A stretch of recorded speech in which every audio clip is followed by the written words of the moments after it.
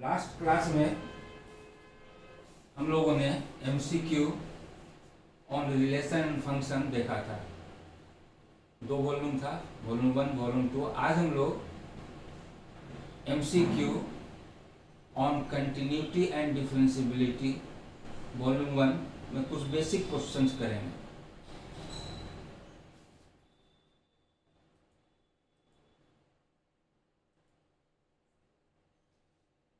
First question easy है, कोई intelligence या कोई ट्रिक वाली बात नहीं है।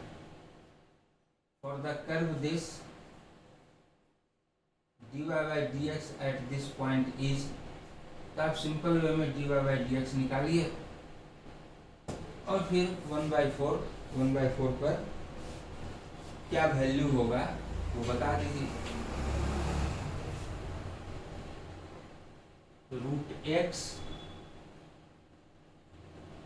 Plus √y is 1। अब दोनों डिफ्रेंशिएट किया विद रिस्पेक्ट टू x, तो derivative of √x with respect to x plus derivative of √y with respect to x, और राइट साइड 1 कांस्टेंट का डेरिवेटिव 0। और फिर थ्योरेटिकली हमने बहुत बार आप लोग को ये एक फार्मूला समझाया है कि इसको हम लोग डायरेक्ट यूज करते हैं। Derivative of √z with respect to x होता है 1/2 √z into dz by dx। ठीक है, आप रूट है पार हाथ करके बना सकते हैं, लेकिन इस रिजल्ट को यदि आप यूज करेंगे तो टाइम भी सेव होगा और मिस्टेक होने के चांसेस कम जाएंगे। z is any function of x। For example, यदि हम डिफ्रेंशिएट करें √x को, z की जगह x है, तो derivative of √x with respect to x 1/2 √z की जगह x है, and dz by dx, z की जगह x है तो dx बाई dx 1, तो उसको लिखने की जरूरत नहीं। वही सेकंड केस, यदि z की जगह हम y ले लें,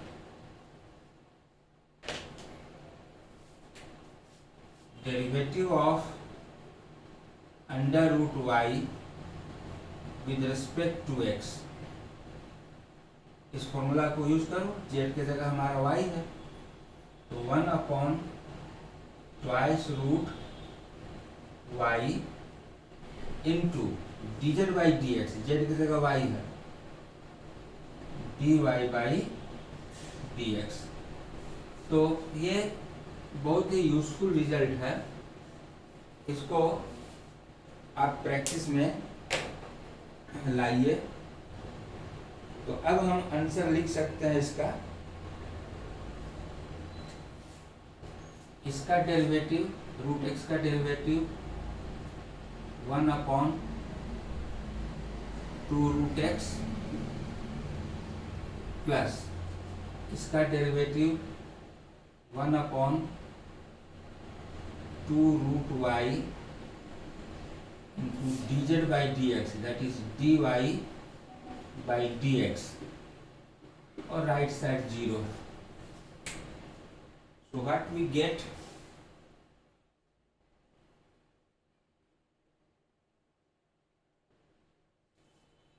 therefore ये उधर जाएगा और इससे डिवाइड हो जाएगा। सो dy by dx, इसको राइट साइड में ले गए तो -1/√x डिवाइडेड बाई 1/2 यहाँ 2 है, 2 root y. So this is under root y upon x with negative sign. So therefore dy by dx at 1/4 1/4, x के जगह 1/4 रख देंगे, y की जगह 1/4 रख देंगे, तो minus 1/4 1/4 1 root 1 1. So dy by dx at the given point is -1. So option A is correct. Option A will be correct. तो देखिए बेसिक क्वेश्चन है, कोई ट्रिकी क्वेश्चन ये नहीं है. बेस्ट अपॉन नॉलेज वाली भी बात कुछ ऐसा नहीं है. बस आप सिंपल डिफरेंशिएशन जानते हैं तो आप आंसर कर सकते हैं. Option A is correct. Second question देखिए, if y is equal to x to the power x, then dy by dx is. तो देखिए हम लोगों ने थ्योरी में पढ़ा है कि बेस भी यदि फंक्शन ऑफ x हो एंड एक्सपोनेंट भी फंक्शन ऑफ x हो तो हम लोग लॉग लेके बनाते हैं. लेकिन सब्जेक्टिव में उस तरह का क्वेश्चन, बड़े बड़े भी क्वेश्चन होंगे तो लॉग लेके बनाना पड़ेगा. लेकिन मल्टीपल चॉइस के लिए छोटे छोटे क्वेश्चन आते हैं तो बगैर लॉग लिए भी हम बना सकते हैं. लेकिन एक रिजल्ट आपको ये याद रहना चाहिए. क्या है रिजल्ट?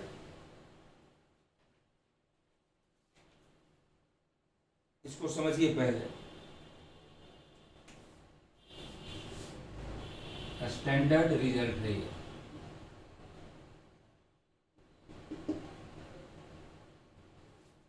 यदि कहीं पर सिंपली m है तो इसको हम लिख सकते हैं e to the power log of m to the base. यहाँ कुछ नहीं लिखे मतलब बेस e है.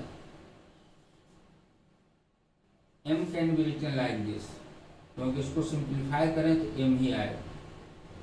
अब जरा सोचिए, m की जगह हम ले रहे हैं x to the power x, m की जगह x to the power x, तो क्या लिख सकते हैं?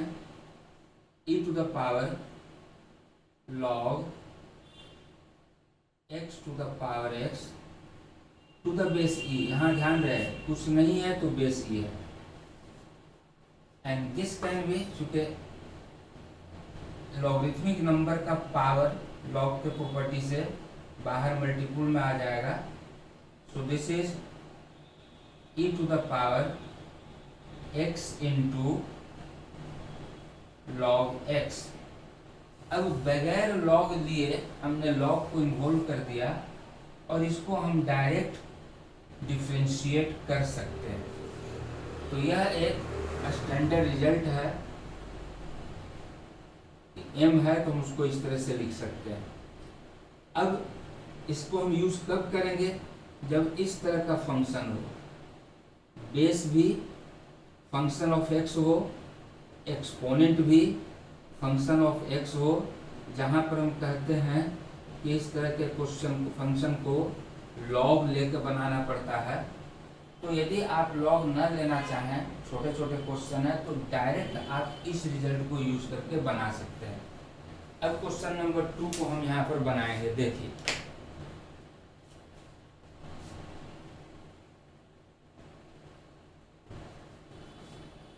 y is x to the power x. इसको m समझिए तो हम लोग लिख सकते हैं e to the power log x to the power x. और यहाँ ध्यान रहे यदि बेस हम कुछ नहीं लिखे हैं लॉगरिथम का तो इसका मतलब वहाँ बेस e है. ये रिजल्ट वैलिड तभी होगा जब जो यहाँ है वही यहाँ हो। और फिर इसको हम लोग लिख सकते हैं is equal to e to the power x into log x, और अब डिफ्रेंशिएट कर देंगे दोनों ओर विद रेस्पेक्ट टू x। यदि दोनों ओर हमने डिफ्रेंशिएट किया विद रेस्पेक्ट टू x, तो derivative of y with respect to x, इधर भी क्या हो गया, derivative of e to the power x into log x with respect to x। और फिर बार बार हम बोलते हैं कि with respect to what, differentiate करते वक्त ध्यान रखेंगे हमारा रिजल्ट है derivative of e to the power x with respect to x, जो यहाँ है उसी के रेस्पेक्ट में डिफ्रेंशिएट होगा। Derivative of e to the power x with respect to x, e to the power x, x के जगह कोई भी फंक्शन हो, derivative of e to the power z, तो विद रेस्पेक्ट टू z, तब इसका वैल्यू होगा e to the power z। यहाँ पर हमारा z के जगह है x log x, तो हम लोग चेन रूल यूज करेंगे, पहले डिफ्रेंशिएट करेंगे विद रेस्पेक्ट टू दिस, और फिर इसको डिफ्रेंशिएट करेंगे with respect to x।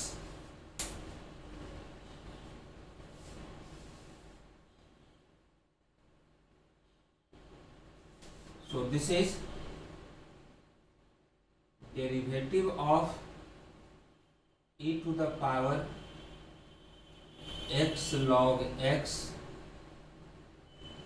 with respect to x log x into derivative of x log x with respect to x। अभी यहाँ एक्सप्लेन करने के लिए हम सारा स्टेप लिख रहे हैं, लेकिन जब आप मल्टीपल चॉइस क्वेश्चन कर रहे होते हैं तो कुछ कुछ चीज़ें आपको डायरेक्ट हवा में सोच करके लिख देना होगा। हर स्टेप आप लिखेंगे तो उतना स्पेस आपको मिलेगा क्या, मेन मेन पॉइंट आप लिखेंगे। अब ये हो गया, जो यहाँ है उसी के रेस्पेक्ट में डिफ्रेंशिएट कर रहे हैं। Derivative of e to the power z with respect to z, e to power z, ये हो जाएगा e to the power x log x into,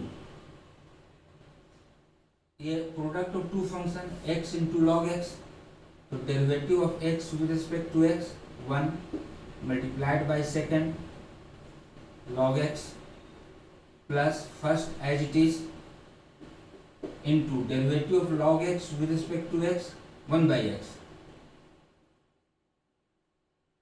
So we get e to the power x log x into, इसको पहले लिख सकते हैं या ऐसे ही रन दीजिए, log x प्लस 1। अब हम चेक करेंगे कि हमारा आंसर क्या है।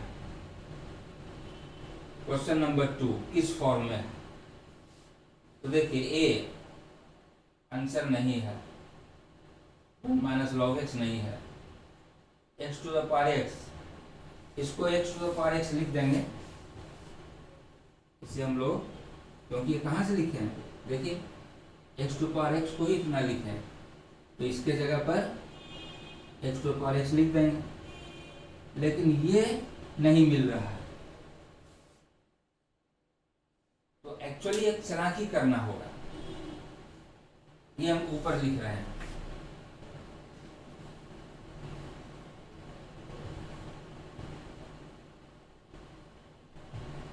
क्या लिखना होगा। और मल्टीपल चॉइस क्वेश्चन में अक्सर ऐसा रहता है कि आप उस पॉइंट को रिकॉग्नाइज किए तो बनेगा, नहीं तो नहीं बनेगा। इसको हमने लिख दिया x to the power x, क्योंकि x to the power x को ही हमने ये लिखा था। और यहाँ देखो क्या है चालाकी, log x to the base e plus इस 1 को हम लिख रहे हैं log e to the base e।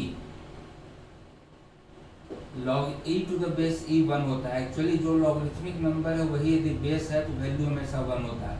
log m to the base m 1, log z to the base z 1।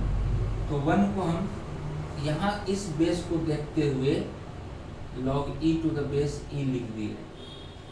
अब इसका फायदा क्या हुआ, x to the power x और ये log m plus log n to same base, log m into n होता है।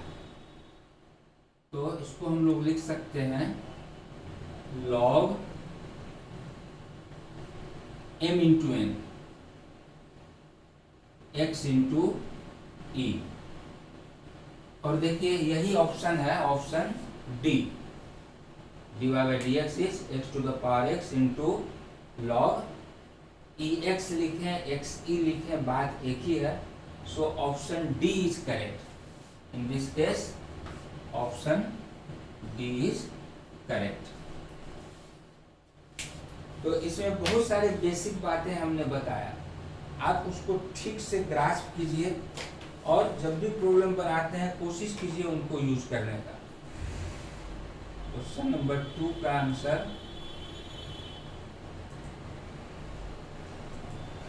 D, option D सही है। क्वेश्चन नंबर 3, इसमें एक क्लू छुपा हुआ है, इंटेलिजेंसी छुपा हुआ है। यदि आपको स्ट्राइक किया तो आप आंसर बाय सेकंड दे देंगे, स्ट्राइक नहीं किया तो फिर आप सॉल्यूशन को काफी कॉम्प्लेक्स कर देंगे और आंसर तक शायद ना पहुंच पाए। Question number 3, y is sin inverse 2x plus cos inverse 2x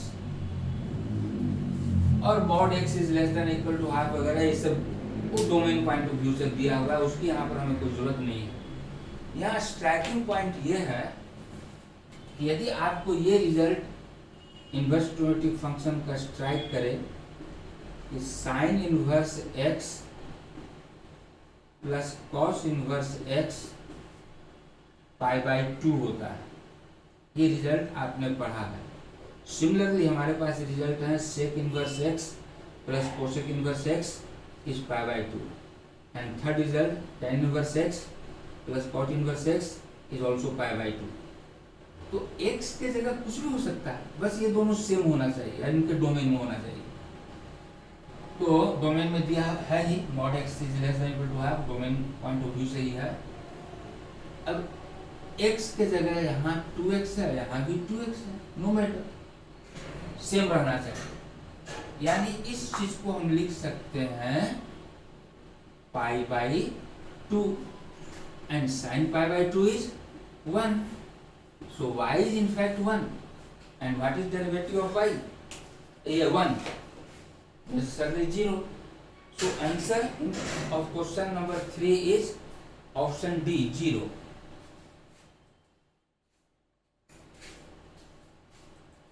option D 0।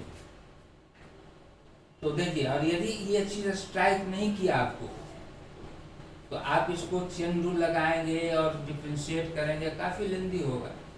और ठीक से यदि विदाउट एनी मिस्टेक करेंगे तो आंसर 0 आएगा, लेकिन काफी समय लगेगा और गलती होने का चांसेस भी है। क्वेश्चन नंबर 4, ये भी बहुत अच्छा क्वेश्चन है और यहाँ भी ट्रिक छुपा हुआ है। यदि आप वो समझ गए तो इजी, और नहीं समझे तो डिफिकल्ट। क्वेश्चन नंबर 4 गिवन है y is x into mod x, और इन जनरल जो हम आपको बोलते हैं कि जब तक मॉडुलस साइन है हम कैलकुलस का कोई ऑपरेशन नहीं कर सकते हैं, न लिमिट निकाल सकते हैं, न डिफरेंशिएट कर सकते हैं। इसलिए मॉडुलस साइन हटाना होगा। मॉडुलस साइन हटाने के लिए हमको ये पता होना चाहिए कि मॉड के अंदर जो क्वांटिटी है वह पॉजिटिव है कि निगेटिव है, ये पता होना चाहिए, तभी हम मॉडुलस साइन को हटा सकते हैं। यदि कुछ नहीं दिया है तो हमें 2 केस लेना होगा कि 3 केस लेना होगा। Case 1 x is negative, case 2 x is positive, case 3 x is 0। लेकिन यहाँ क्वेश्चन में देखो दे दिया if y is this then dy by dx for x less than 0 already दे दिया है। तो हम लोग डेफिनेशन पढ़े हैं कि मॉड x का वैल्यू x होता है if x is positive, minus x होता है इफ x इज निगेटिव, और 0 होता है इफ x इज 0। इस डेफिनेशन को यूज कीजिए। चूंकि यहाँ पर x negative, x is less then 0, x negative है, इसलिए ये डेफिनेशन यूज हो। तो इसको हम लोग लिख सकते हैं x, ये x तो एज इट इज रहेगा, मॉड वाला x क्या हो जाएगा माइनस x, क्यों? क्योंकि x निगेटिव है। सो इन फैक्ट y हमारा क्या हो गया, y is minus x square. अब इसका डिफ्रेंशिएशन आप इजीली बता सकते हैं तो dy by D x is minus 2x. So which option is correct? Fourth का option A minus 2x. Option A is correct.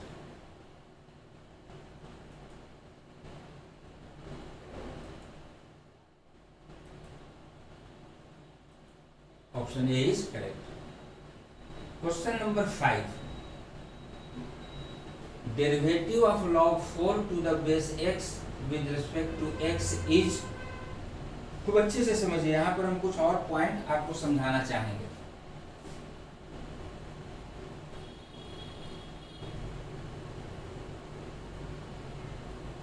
Question number 5,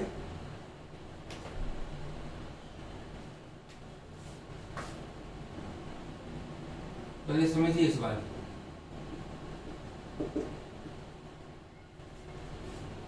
log a to the base b को हम लोग लिख सकते हैं log a upon log b, और यहाँ base हम अपने चॉइस से ले सकते हैं। यदि यहाँ बेस e लें तो यहाँ e लेंगे, यदि यहाँ बेस 10 लें तो 10 लेंगे, यदि यहाँ बेस 7 लें तो 7 लेंगे। जो बेस यहाँ ले रहे हैं वो यहाँ लेंगे। क्योंकि हम डिफरेंशिएशन से इन्वॉल्व हैं इसलिए बेस हम हमेशा यहाँ e लेंगे। तो यह एक रूल है लॉगरिथम का जिसका काफी यूज करते हैं। इसको हम लोग चेन रूल ऑफ लॉगरिथम भी बोलते हैं। दूसरी बात, आप डिफरेंशिएशन में ये रिजल्ट पढ़े, derivative of log x to the base e with respect to x, ये होता है 1/x। Derivative of log x to the base e with respect to x 1/x, यहाँ जो है उसी के रेस्पेक्ट में डिफरेंशिएट होगा, और वैल्यू 1/x तभी होगा जब यहाँ log का बेस e हो। यदि बेस e नहीं है तो 1/x नहीं होगा। और डिफरेंशिएट जब भी होगा जो यहाँ है लॉगरिथमिक नंबर उसी के रेस्पेक्ट में होगा। दिस इज स्टैंडर्ड रिजल्ट, आप पढ़ते आ रहे हैं डेरिवेटिव लॉग एक्स 1/x, लेकिन एक्चुअली कहना चाहिए derivative log x to the base e with respect to x is 1/x। तो डिफरेंशिएट करते वक्त ये स्टैंडर्ड रिजल्ट है, ये हमको ध्यान में रखना होगा कि बेस ई होना चाहिए और जो यहाँ है उसी के रिस्पेक्ट में डिफरेंशिएट करेंगे तभी 1/x होगा। और दूसरा ये लॉगरिथम का रिजल्ट, ये आपको यूज करना होगा। अब हम क्वेश्चन नंबर 5 बना सकते हैं।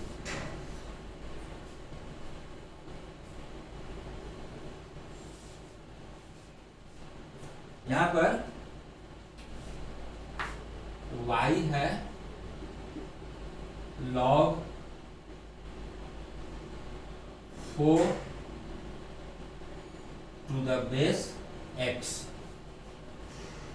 तो जब तक इसको हम स्टैंडर्ड फॉर्म में नहीं लिखते हैं हम डिफरेंशिएट नहीं कर सकते हैं, इसलिए इसको हम लोग लिख रहे हैं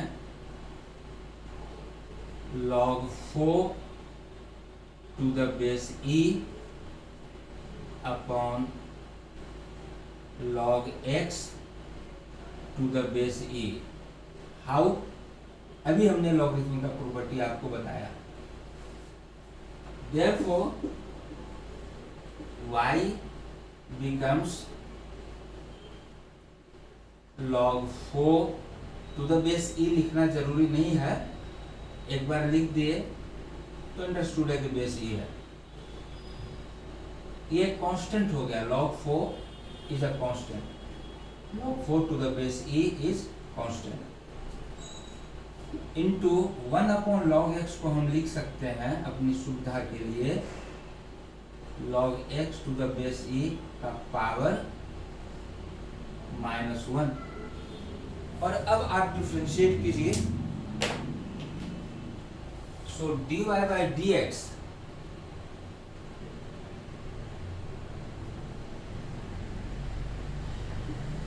ये कांस्टेंट मल्टीपुल है, एज इट इज रह जाएगा।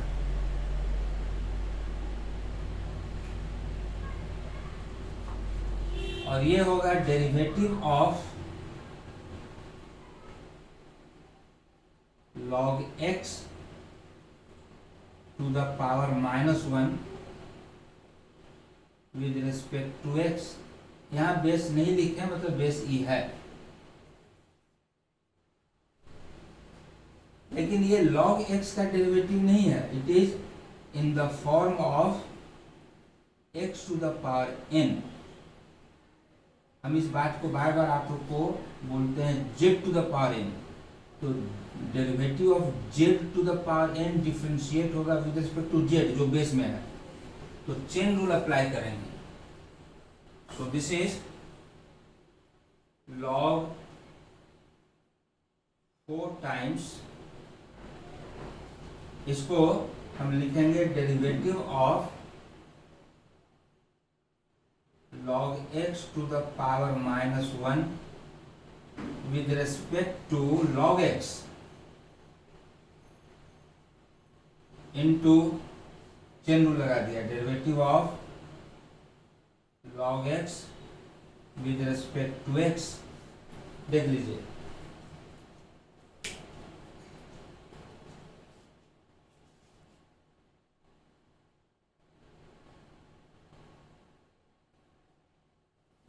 और अब हम इसको डिफरेंशिएट कर सकते हैं।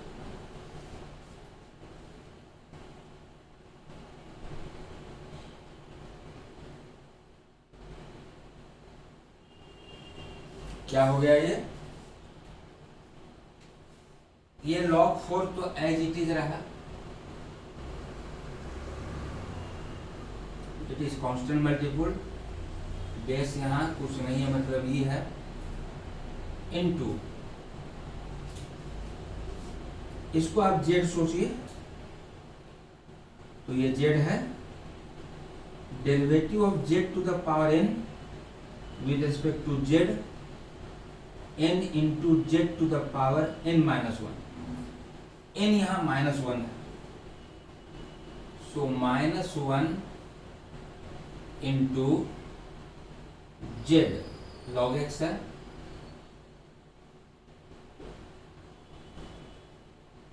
Z to the power n minus one, n is minus one, तो minus one minus two into derivative of log x with respect to x, सभी जानते हैं 1/x। So this is negative log 4 to the base e upon, नीचे ये x है और ये power -2 को नीचे ले लीजिए तो it is log x to the base e power 2। और अब देखिए आप कि कौन सा ऑप्शन मैच कर रहा है। ऑप्शन बी मैच कर रहा है, minus log 4 upon x times log x का square. So option B is correct, option B.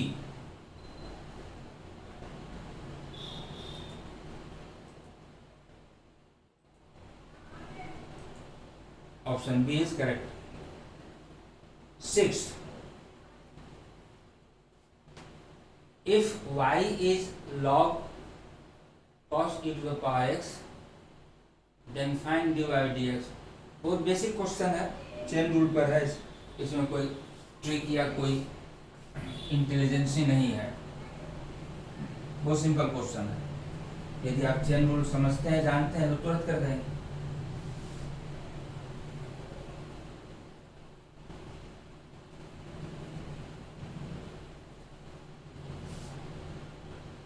Sixth, y is log of cos e to the power x। तो इसको differentiate करेंगे तो चेन रूल अप्लाई होगा। पहले लॉग को differentiate करेंगे with respect to this cos e to the power x, और फिर cos e to the power x को डिफ्रेंशिएट करेंगे with respect to e to the power x, और फिर e to the power x को differentiate करेंगे with respect to x। So dy by dx derivative of log cos e to the power x with respect to cos e to the power x into derivative of cos e to the power x with respect to e to the power x into derivative of e to the power x with respect to x। और अब इसका answer हम लोग लिख सकते हैं, derivative of log z with respect to z 1/z। So it is 1 upon cos e to the power x,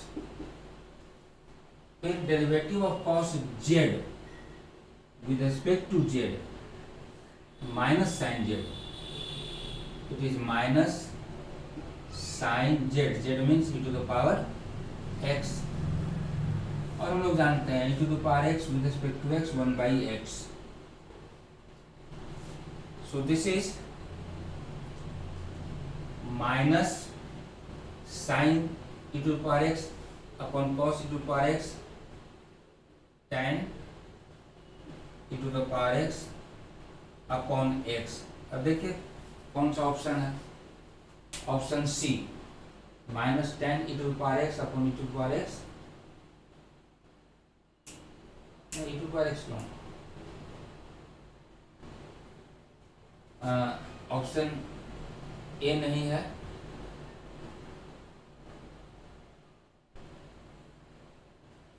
कुछ गलती लिखे हैं क्या,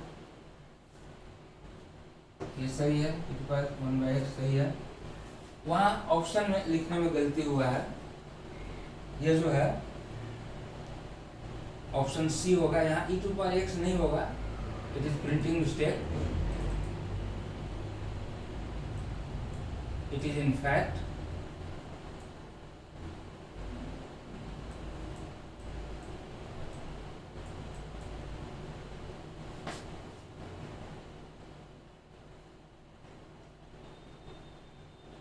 x।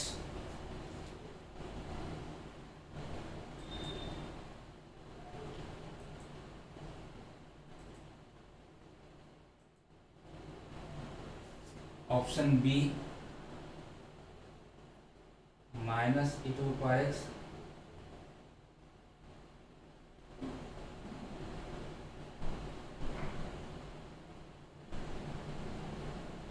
ऑप्शन बी बोल रहा है।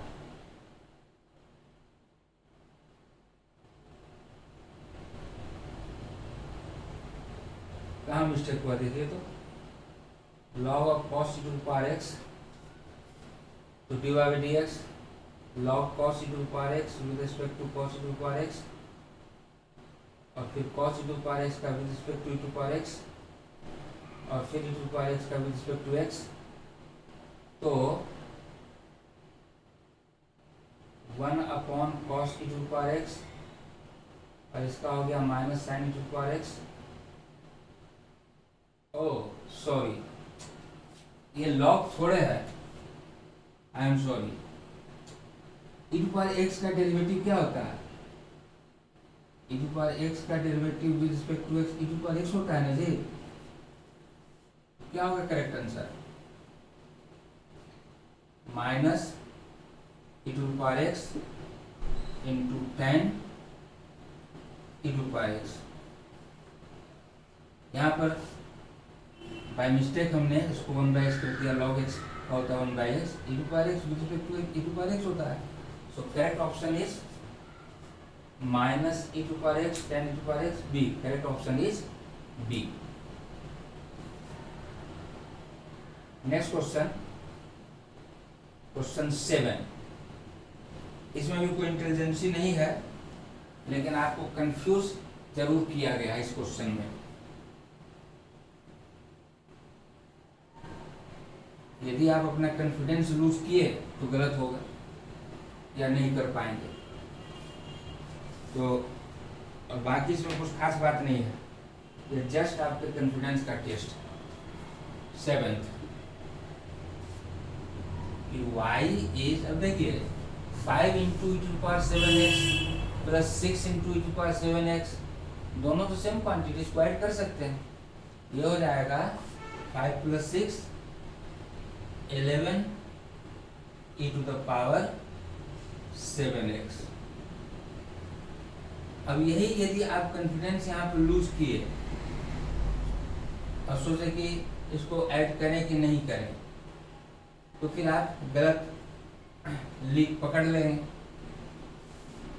So what is dy by dx? 11 constant multiple as it is and derivative of e to the power 7x होगा e to the power 7x into coefficient of x 7, and this can be written as 7 into 11 e to the power 7x। 11 into 7, 7 into 11 एक ही बात है, लेकिन फायदा क्या हुआ? 7 into and 11 e to the power 7x is y। Again differentiating both sides with respect to x, so d2y by dx square 7 constant multiple of y का dy by dx,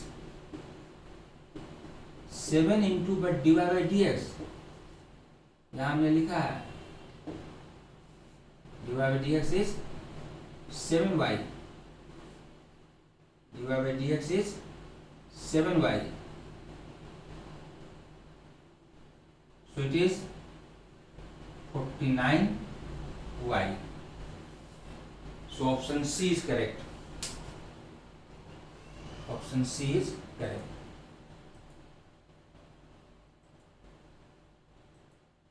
option C.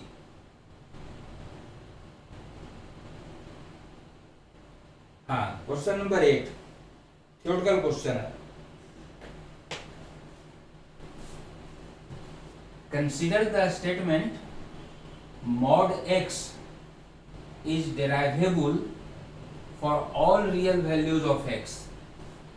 Choose the correct answer. The statement is true. The statement is false. Depends upon values of x. None of these. तो हम लोग पढ़े हैं कि mod x 0 पर differentiable नहीं होता है, क्योंकि मॉड x का ग्राफ होता है v shaped at origin equally inclined with both the access.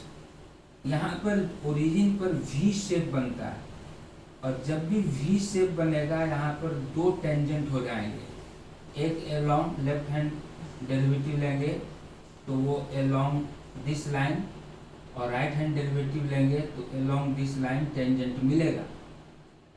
तो इन जनरल जहाँ भी वी शेप बनता है, जिगजैग है, जहाँ जहाँ वी शेप बन रहा है, फंक्शन वहाँ कंटिन्यूअस है बट डिफरेंशिएबल नहीं है। तो mod x is derivable for all real values of x. This statement depends upon value of x. यदि x 0 है तो ये डिफरेंशिएबल नहीं होगा, और यदि x 0 नहीं है तो ये डिफरेंशिएबल होगा for all x. So correct option of 8 is option C.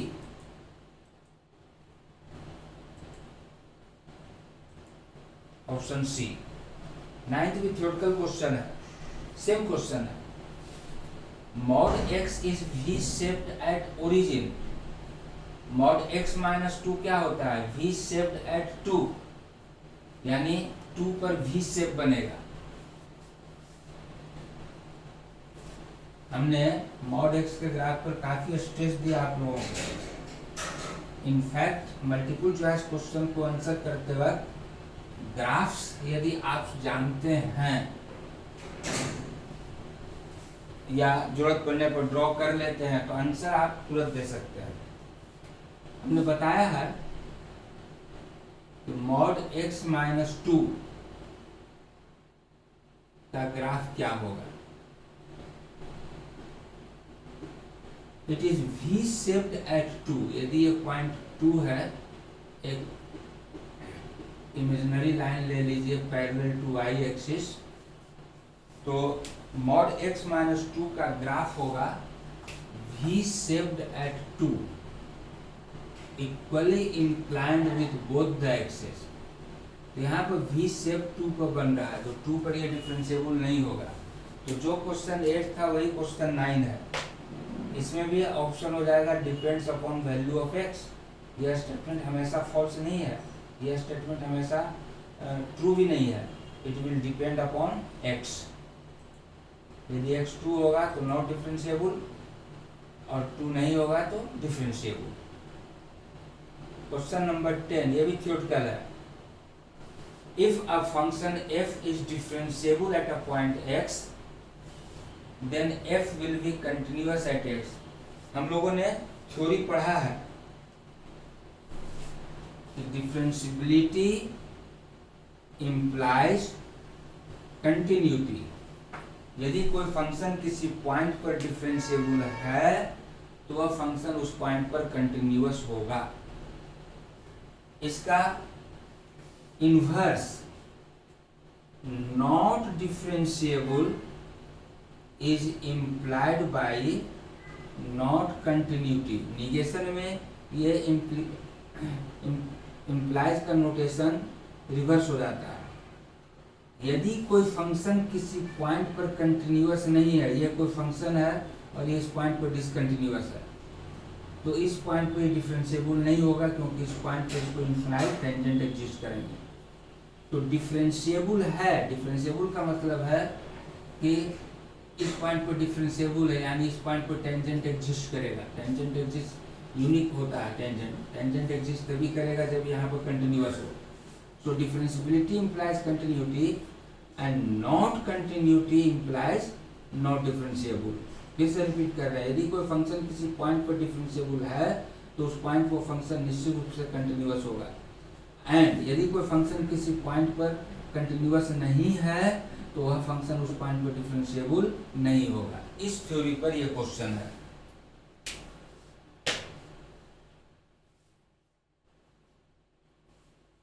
If a function f is differentiable at a point x, then f will be continuous at x. Yes, f will not be continuous. Wrong. Depends upon value of x. No. हम confirm है, यदि वो differentiable है x पर तो continuous होगा x पर। So question 10 का option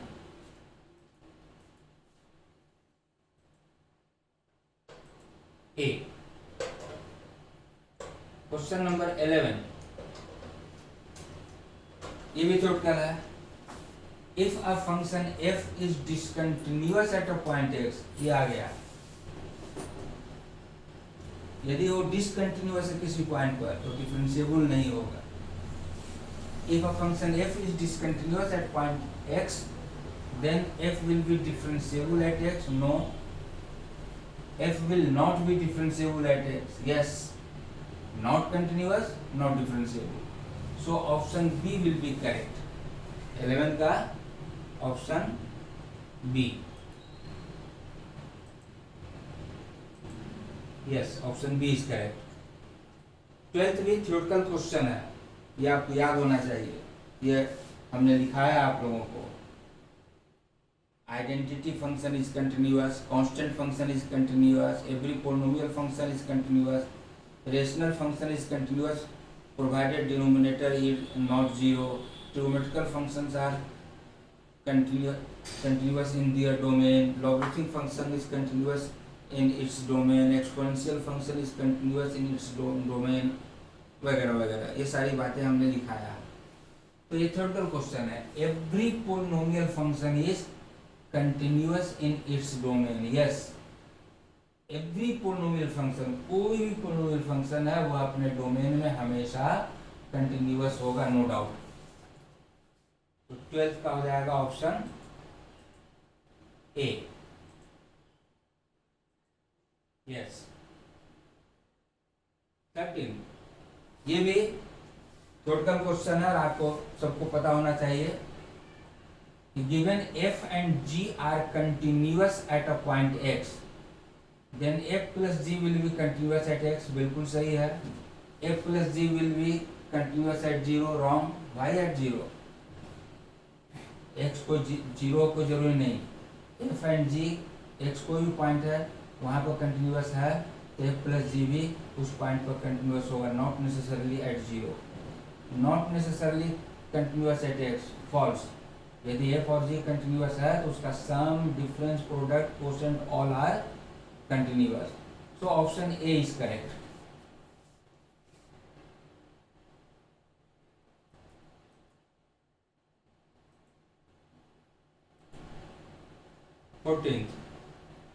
given f and g are continuous in i. Interval हो गया, पिछले क्वेश्चन में एट पॉइंट था, यहाँ पे इंटरवल हो गया. इंटरवल में भी सही है. यदि f and g interval i में कंटिन्यूअस है तो f plus g, f minus g, f into g, f upon g सभी कंटिन्यूअस होंगे i में. Yes, in the case of quotient f upon g, g should be not 0. तो f minus g may not be continuous in i is wrong. f minus g will be continuous in i is correct. So option B is correct.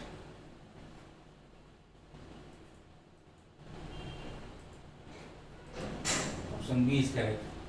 15. Consider the function f and g from R to R. If f and g both are continuous at x, then fx by gx will be continuous for all x. It is wrong. क्योंकि यदि gx 0 होगा तो वहाँ पर function defined ही नहीं होगा तो continuous होने की बात नहीं है.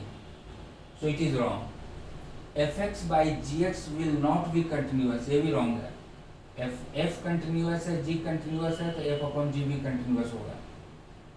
F x upon g x will be continuous for all x except for g x not zero. Yes, ऐसा कोई एक्स जहां पर जी एक्स जीरो हो रहा है तब कंटिन्यूअस नहीं होगा, लेकिन यदि जी एक्स जीरो नहीं हो रहा है तो f x by g x is always continuous. So option C is correct. 15th का ऑप्शन सी।